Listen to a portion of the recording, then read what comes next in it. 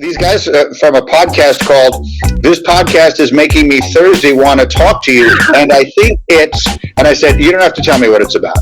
I said, if it's called "This Podcast Is Making Me Thirsty," you definitely don't need to tell me what it's about, and I'm going on. This is what I want to do. It's a Seinfeld podcast. It's called "This Podcast Is Making Me Thirsty." But I thought, this is what a podcast should be. I just did the Seinfeld guys pod the other day. It came up. These pretzels are making me thirsty. Oh, that one. Shout out. We've done it. I've done it. Have you did it? I've not gotten a chance to do it yet. I'm looking forward to it. It's so fun. They're so fun. When I don't know, it must have shown up in my feed, but I see these guys tweeting about Seinfeld. I'm like, oh, what's this?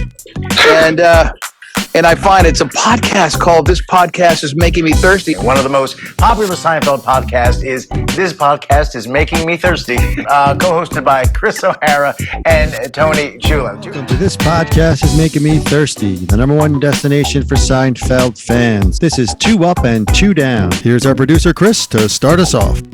All right, everybody, welcome back, and thanks for joining us for another episode of 2 Up and 2 Down. And today, Season 9, The Frogger.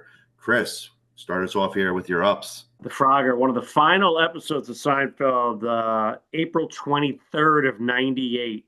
30.7 million people tuned in. And talk about the other networks mailing it in for these later seasons of Seinfeld. CBS, Diagnosis Murder. They've been there. Fox had World's Scariest Police Shootouts. I mean, you kidding me? And ABC had Campbell Soup Champions on Ice. So no one wanted to touch Seinfeld. Nobody. And yet we got the Frogger that night. So here we go. So first up, I'm going to go the Peterman Lubeck scene. Obviously the whole cake, and she put the Entenmann's in there. And all right, Peterman is great. Okay. All right, Lubeck, how much is she worth? I'd say about 219. And then Peterman's delivery there. 219,000, Lubeck. Always love that one. You just made me a profit of 190,000, and obviously he brings them back down when he tells them it's $2.19. But I like the name Lubeck, and I like Peterman's delivery of that.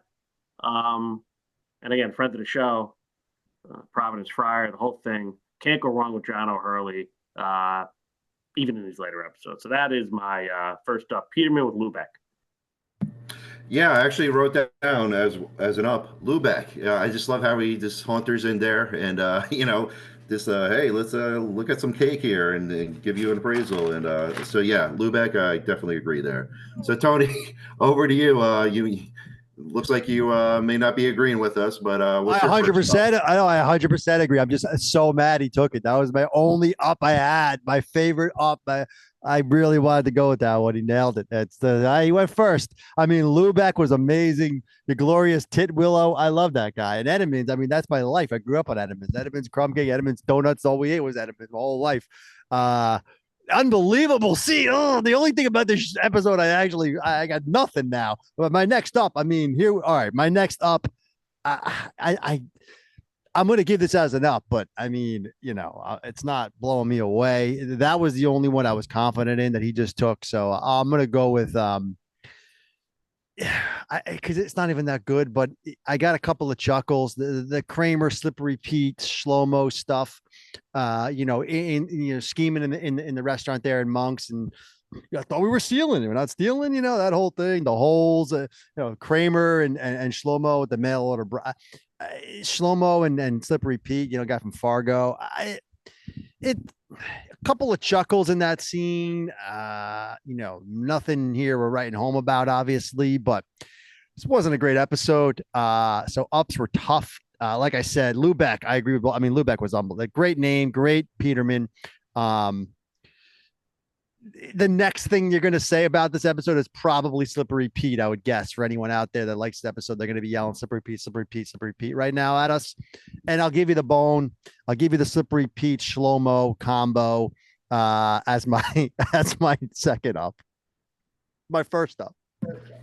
Yeah. All right. No, I agree because in my ups that I had Kramer's crew, which includes Slippery Pete, Shlomo, and their planning of the moving of the Frogger machine. So, yeah, I definitely see your points there. So, Chris, Back to you. What's your next up? Yeah, didn't have that on my up list. And again, friend of the show, Kevin and Robin with Dan O'Keefe. They wrote this incredible crew. So I'm going to give him a line because of my writer crew here. And listen, I didn't love George in this episode, but the one line, for the most part, something along the lines of, he's talking to Kramer at Jerry's apartment. I'm never going to have a child. This high score, it's it for me. I mean, in some way I can relate to that. It's the little things with there's a video game or something. And again, he's a little drastic here. He's never going to have a child, but I guess he never did. Susan dying, the whole thing. But so that is it for him. For a loser like him, a high score, albeit the Frogger, and we'll get into it. But for me, I thought that was a nice line. I think it fit well. It wasn't classic George delivery per se, but I thought the writing was smart. So I got to throw my guys, throw them a bone here on the up with that line. So because video games, let's be honest, that is a highlight of a lot of our lives. I'll never forget beating Tony's brother 42-0 in Tecmo. I've never scored 42 before. I don't think anyone has in the original Tecmo Bowl, and I'll never forget it. So hats off on that line. No, yeah, I'll agree because that is a line that does stick out probably more than any others in this whole episode. So that's a good up. Tony, over to you. What's your second up? That was a solid up. Yeah, listen, I mean, we all have those moments for sure. Remember when Mike Laughlin got Super Tecmo Bowl for the first time? Didn't leave his bedroom playing that game for a whole weekend over Christmas break. I don't think we even left the room. Mom would just bring food up to us. He played the whole season. It was incredible. He never had that before. But of course, the original Tecmo will always be the number one. Listen, I'm gonna take a page out of O'Hara's book there. I got a line I like also. I have two ups written down, neither of which are very good. But I like this line. I like Jerry's delivery, and I like just the idea of this line and the way Jerry delivers it, where George tells Jerry the story about how he's going to take the Frogger thing, and Jerry's like, "Now you're doing something." Like he's giving this guy credit to O'Hara's point of at least you got something in your life. You're going to do something, and now we're getting something. Now you're doing something. He says to him when he tells him the whole plan. Like, okay, this could work. You got one guy on the plugs. They got one guy on the traffic, and the other guy on the truck. Now you do. He planned this whole thing out. Jerry's proud of him. Going to keep the record intact. I liked it. So that's my second up there. All right. Well, thanks, Tony. So now we got the down. So Chris, back to you. Start us off. What's your first? I thought Tony was going to give us Mario, the actual pizza guy, as an was my other one I wrote down, and I actually just saw another one. I like another one here. I'll give you one of the grades. So save it for the grade. Here's your pizza, Pete Brains. Right there you go. Yeah, great line. So where you been? Where you been, exactly. All right. I mean, this is one of the biggest ones of the show. Get well soon. I mean, talk about beating a dead horse. Enough already. There's more within that, but I'm just going to stick with the get well soon stuff. You could probably do that on a broader sense. But my thoughts on the whole Peterman staff. Again, I like the leadership of Peterman. Everyone underneath is a disaster. The Seidler, this guy, that guy. Get well soon. It wasn't even funny. Like, I mean, again, we've all been in offices. We get it. The birthday thing I used to never show up to. I'd make an excuse or I'd be in the bathroom, whatever it is. But, I don't know. If I don't like it at work, I'm not going to like it on the show about work. You know what I mean? So, and it's unlike George at not Penske, but whatever that company is, him giving the toast like that was funny. This was just a little too much, and they just beat it to death. Enough. Like the whole premise on that get enough. And then even Peterman, wasn't he walking at the back of his office singing that? I didn't like that. So for me, get well soon. First down. All right, yeah, very good choice there. Tony, over to you. What do you got for your first? Yeah, that was a huge down. That was half the episode too. So I think we know where we're going with this one, folks. I mean, it was terrible, absolutely terrible. Listen, my first down is another basically half the episode. Jerry with this girl, and the way I mean, we all know Jerry's not a great actor, but it was so forced how he would stop his sentence so she could talk. It wasn't even like done well with the whole finishing the sentences thing. Just this whole season 8, season 9 of you get one joke and you just repeat it in 4 scenes. It happens all the time in season 8 and 9. It happened here, and it wasn't even funny, and it wasn't even played well. Although we'll get there. I didn't mind the woman. It wasn't bad. You guys will get the name, I'm sure. I didn't write it down, but I'm not even going with that. I'm just the idea of the finishing the sentence every time. And Jay would clearly stop and let her interrupt him, like acting wise. It was just poorly done, poorly executed. Didn't like it at all. I mean, I don't want to knock the writers here because as a premise, it's good if it happens once or twice in the episode, but you can't base an entire storyline around it. So big problem with that. That's my down. Yeah, thanks, Tony. But who you were referring to there, Jerry's girlfriend was her name was Lisa in the episode. Her real name is Julia Campbell. But yeah, she was fine. But yeah, all your points there about those scenes were valid. So Chris, over to you. What do you have for your second down? Yeah, just to pile on a little bit there. I mean, it's a sentence finisher. It's just like another gimmick.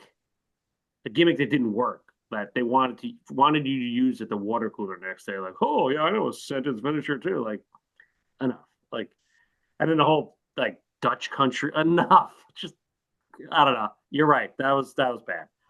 So I mentioned the get well soon. Coworkers. There's some bad lines in here. I mean, I could double down on Elaine a little bit, but I might leave that. If you need it, I talked about the breakup. You know what?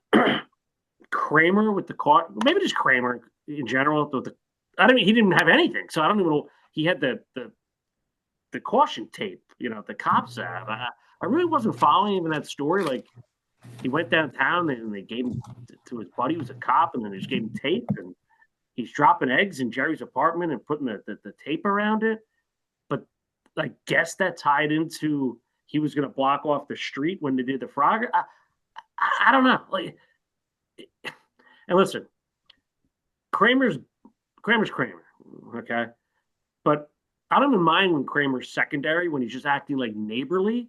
That's, to me, the essence of the show. But this wasn't even neighborly. He's just walking around with tape, and then he knows Slippery Pete. I don't know. I think Kramer had a rare down episode in these later years. So for me, when Kramer doesn't bring it, I got some problems. Listen, it's one thing with him riding around on the thing, the fire truck and doing or chasing the Plaza Cable guy. All right, at least there's some physicality there. He didn't even have that in this episode. When Kramer doesn't bring his physicality and just brings, a tape around an egg, come on, that's a down. Yeah, no, you're totally right. Kramer's material in this was very weak, and you wanted more. You wanted some type of pratfall or something. There was none of that. So yeah, again, like you said, the police tape stuff just didn't really pan out. So those are that's your second up. So Tony, we go back to you for your second up. What do you got? Down, yeah, second down. Sorry. Listen, it's funny. I didn't even have Kramer written down because he didn't do anything. As you said, I didn't even think about it, putting him as a down. I didn't have in my notes. He didn't do anything. Well, Howard's spot on with that analysis, folks. This might be the only episode where he has no physicality. I mean, Kramer didn't do anything. My second down, I hate to do this because I even wrote down it wasn't that bad, but I can't give it an up. So I'm going to give it a down. I probably should just let it be. I just went off on the whole finish and sentence things, but what about that breakup scene? I mean, where are we on that? I'd love to have a Harris take. I mean, that was what are we doing? That belonged in any other sitcom from any other 90s show, not on Seinfeld. I know what they were doing. They were trying to make fun of that, but I don't know, man. That was just an odd little scene. It was almost like they'd be wanting to get that scene in an episode. Someone had that idea where it'd be funny if they went through this whole big breakup thing, you know? I give Reese some credit, though. She was kind of funny in her over-the-top delivery of some of that stuff, right? She's like, I don't know what your mother did to you. She was actually not terrible, but the scene itself and the idea of the scene, I have to give it a down because it just kind of epitomizes these late seasons of, like O'Hara said, just trying to give some gimmicky stuff, throw some stuff in there, there's montage stuff, and the whole thing.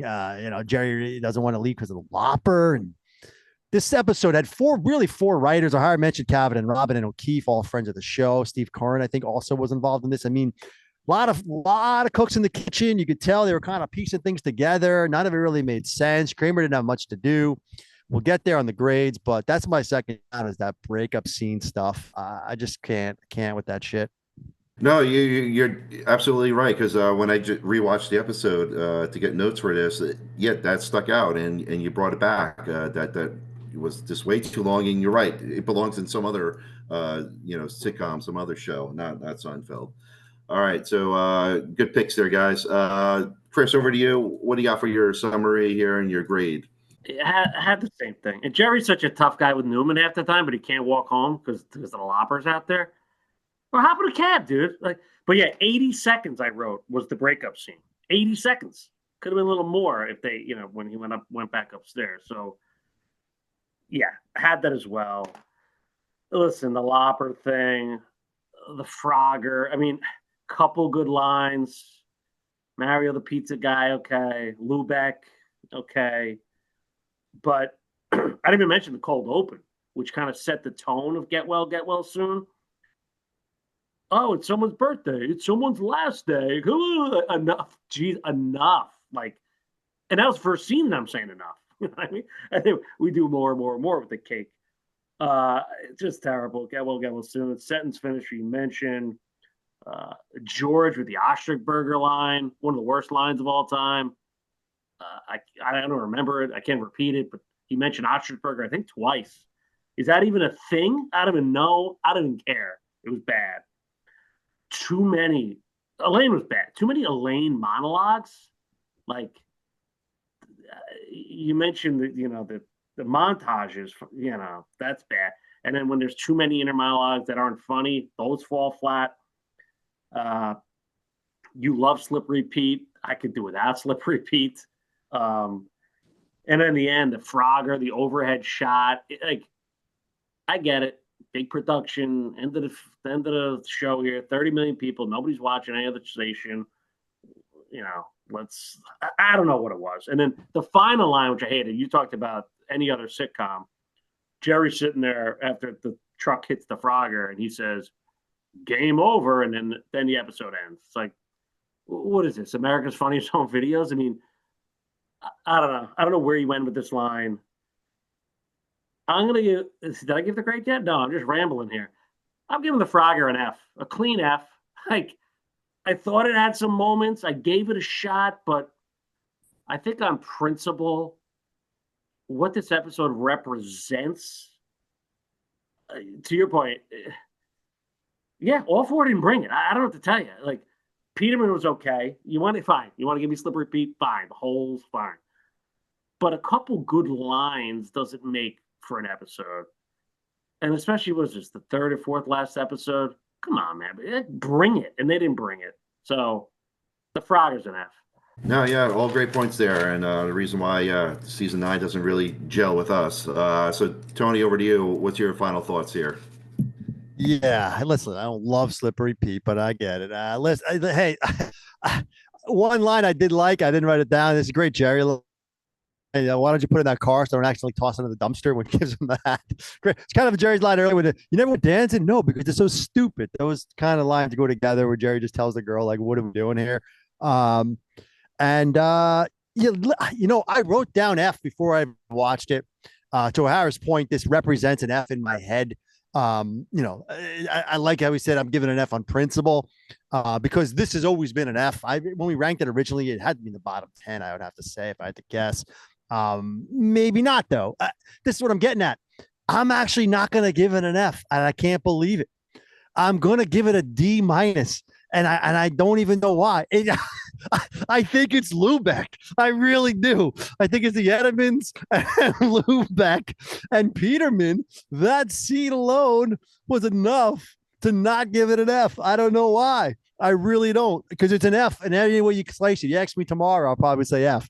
Another line, George goes, no one has beaten me in 10 years, he says about the Frog. 10 years? These guys aren't 28 years old. They're 35 at least at this point, right? Small thing, but listen, I'm almost ready to take my grade back. I can't believe I didn't give it an F. I'm almost mad at myself, but like throwing the Pink Hats a bone here. I haven't used D- very often, I don't think. I feel like it's there for a reason. Maybe it's there for the Frogger. I don't know. Cabin and Robin, maybe I got a soft spot there. Right. D- is terrible. Yeah, I know. It's terrible. It's terrible. It's one of the worst episodes of all time. I'm just not giving it an F. I'm not going that extra oomph there. I don't know. I don't know. Even the breakup scene, I gave an F. I kind of liked Reese in it. I kind of chuckled at Reese today when I rewatched it. I don't know. D- for the Frogger. No, listen. All four were the main four were terrible. You give it a couple Lubeck, bones, Slippery guy Pete, and Julia Campbell. All right. And the pizza guy, Mario. Mario, where you guys been? I'm tanking here. So, all right, guys. Well, there you go. It's an F and a D-. That's pretty much on par with what we always thought about this episode. So thank you guys for tuning in for another episode of 2 Up and 2 Down. And we will see you guys on our next episode.